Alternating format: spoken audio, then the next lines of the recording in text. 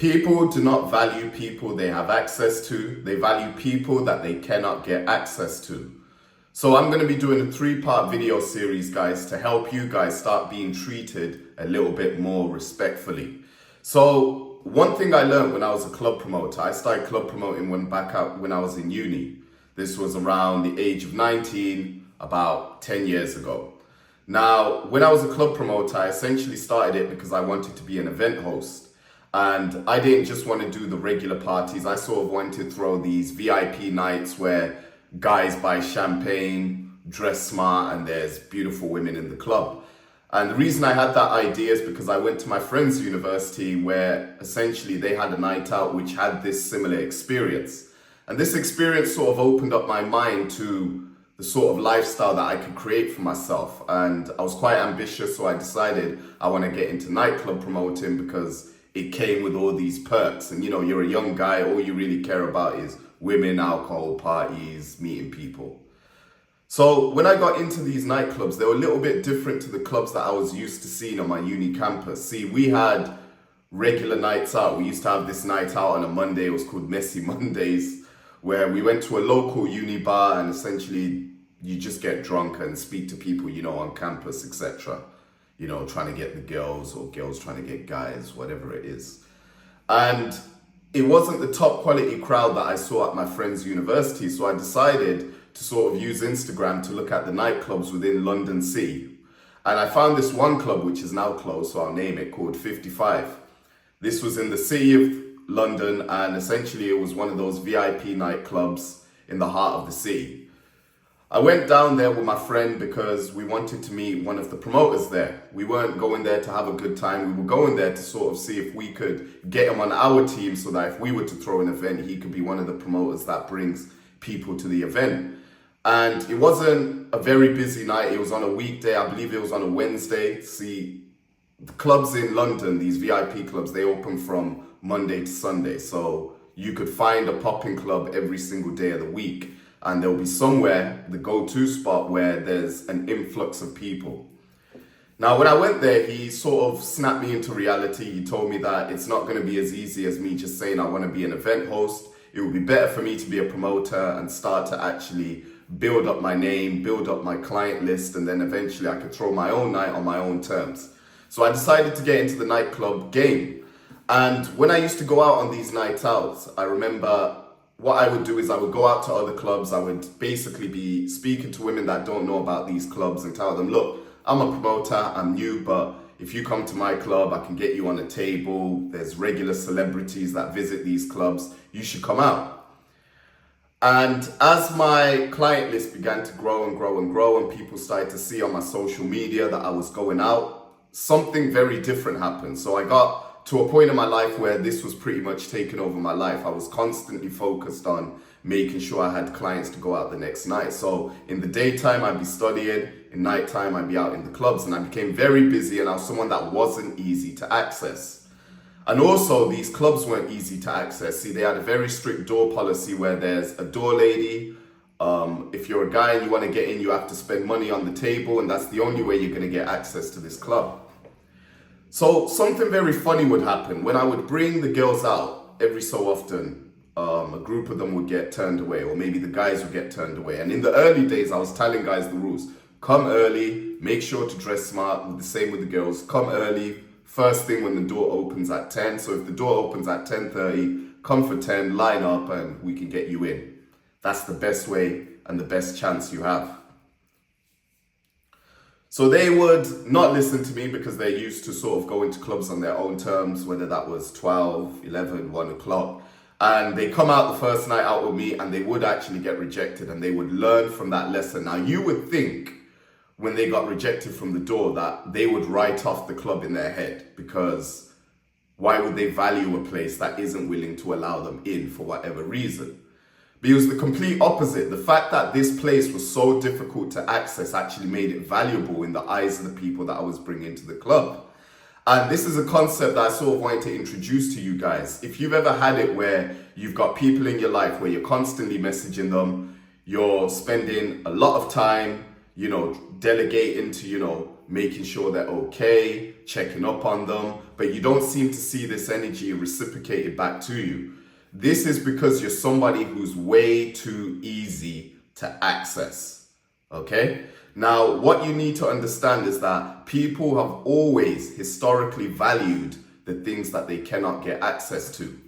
I want you to start looking at people rather than looking at their words, or listening to their words, should I say, and actually start focusing on their action. Think of a luxury brand.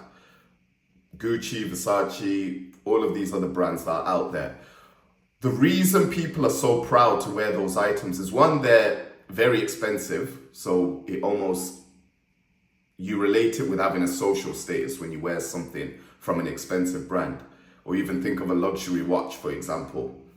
But also, not every single person is let into the club. Not every single person is allowed to wear these items. And because of that, it makes them scarce. It makes them something that's not easy to access. And because of that, they're treated a lot better than other brands where you can easily purchase them within your budget. And this is something that happens also with people. This is why celebrities are so popular within our culture, because it isn't necessarily just the fame or the money they have to spend on materialistics like cars, houses, watches, clothes. But it's also the fact that if you come across a celebrity, you rarely get the opportunity to come across these people because they're not easy to access. It's not easy to get around them. So when you do see them, you typically value them. You need to start treating yourself in a similar manner. You need to become the sort of person that is valuable because he's got his own motion going on in his life. I believe the best way to do that is to go down the road of self-improvement. Unless you've already built a fast life, which is basically going to keep you busy all the time. And I'm not talking about just being busy with work. You need to be busy with your own personal projects. If you don't have a life purpose yet, like myself, which is to use my voice to help people wake up, essentially, then you need to go down the hole of self-improvement. Self-improvement is the only way you're going to create real value. And it's the only way, actually, you can start creating value from today, when you begin working on yourself. And I'm not just talking about working on your income, working on your physique. This is the stuff that's emphasized a lot in society. But I'm talking about working on things like your confidence, your ability to build conversations, your social skills, the things people are actually scared to develop, your speaking skills. When I make a video, every single time what I'm doing is I'm developing my ability to come up with a concept, articulate it, and present it to you guys confidently. And this is going to help me on later down the line. I think of long-term visions like, how will this impact my family? Am I going to be the go-to person when it comes to explaining things to people? This is how you need to start looking at your life. You need to also build your social skills as well. Now, you can't fake scarcity, right? You don't want to be the sort of person that's just deliberately ignoring his friends, avoiding family members simply so that you can be seen as more valuable. This is something that I used to do. I remember when I was a lot younger, around 16, I had a girl which I really liked, which friend-zoned me, right? First time I'd been friend-zoned, didn't understand what it was. Really liked this girl. And my mind thought, if I can invest loads of time pandering to her, listening to her problems about other people, always being the listening ear, that I was going to be the person that she actually valued, and she's going to end up picking me. Because that's what society tells us, right? When you invest in someone so much, you're naturally going to get that energy reciprocated. But it wasn't that way. What ended up happening is she saw me more as a friend, and I didn't understand that. That's because when I was a lot younger, I didn't understand the idea of valuing your time is more important. You need to make sure that you're not always easy to access. You've actually got your own motion. It sends off the wrong message when you're constantly able to pick up the phone, speak to people, be easy to reach. So what I first did is I tried to fake it, right? I started ignoring her. But this is a facade that you're putting on, and eventually she's gonna catch on to it, and she's just gonna be even more angry because she knows you're doing it deliberately. What would be better to do is actually to get things going on in your life. And I remember I was still speaking to this girl when I was in uni, and she was one of the girls that spoke to me when I was a promoter. She had me on social media. Now, she would see me going out with all these women, doing my own little projects with my friends when we're on campus, laughing, meeting up with different people, because I was always someone who made sure to emphasize the idea of meeting new people. One of my friends was a DJ. A lot of my friends come from all walks of life. Whether I was in the workplace, I would make sure I meet like one person at least who I became good friends with. He would have his own things going on and he would invite me to his things as well. So I became somebody that was naturally good at meeting different people. And this is something that I believe you shouldn't let go. See, the problem is I'm 30 years old now, and I always used to wonder how people who got to my age were able to create a dynamic social life for themselves where they still had things going on. Typically what I would see is that they would get married, they would have kids, and I would always think to myself, yeah, that's all fun and good. If you have a significant other that's in your life that loves you, fair enough, building a life with her isn't like the worst thing in the world. But what's to happen if she was to walk away from your life? You would have nothing left, because all your friends have now also got families and they don't have the time to spend with you. So if you weren't somebody that was able to create an environment for yourself that constantly had things to do, what were your chances of, actually having a happy life if something was to happen to that significant other? And also I would see that these significant others and the relationships that I was looking at to model, the people in them weren't really valued. You got complacent, you get used to the idea of this person being in your life and you stop working on yourself. And I thought to myself, if I end up doing that, I'm going to lose value, because I can now see from my first experience with the girl that friends-zoned me, when you're somebody that's easy to access, you haven't got no motion in your life, nothing you're working towards, it's very easy for people to drop you out. Now, some of you guys have got relationships in your life where you know for a fact that you're the one putting in all the effort and you're not getting that effort put back. You're spending time at home and you're contemplating on this. It's irritating you. Maybe you're angry. Maybe it's a significant other. Maybe it's family.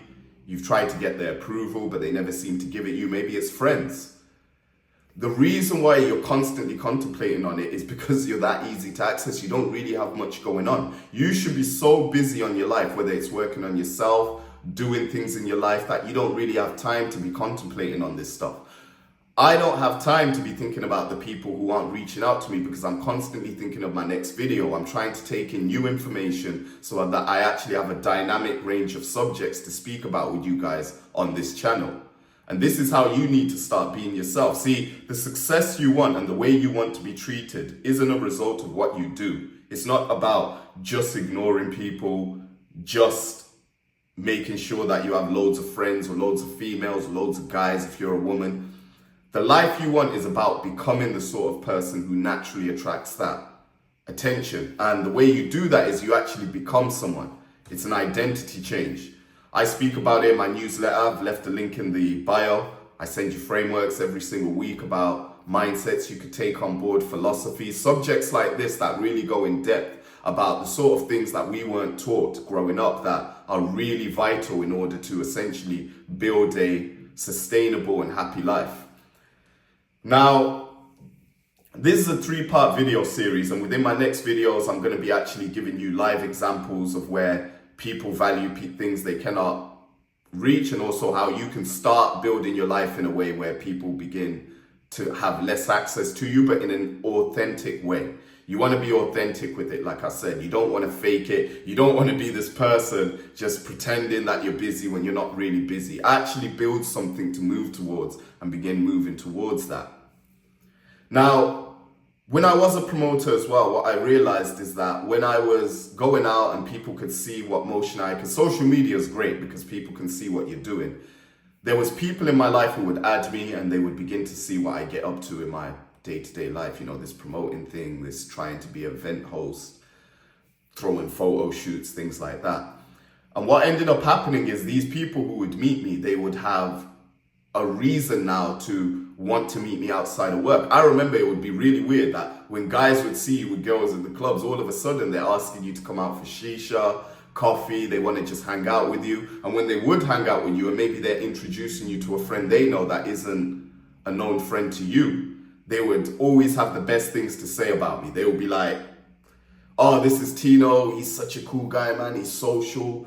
He's taught me a lot. He's so confident. I learned a lot from him. They're almost putting you on a pedestal. And that's because people want to be associated with that person who isn't easy to access, that person that has his own motion, that person that has things going on in his life that other people do not have, has access to scarce resources.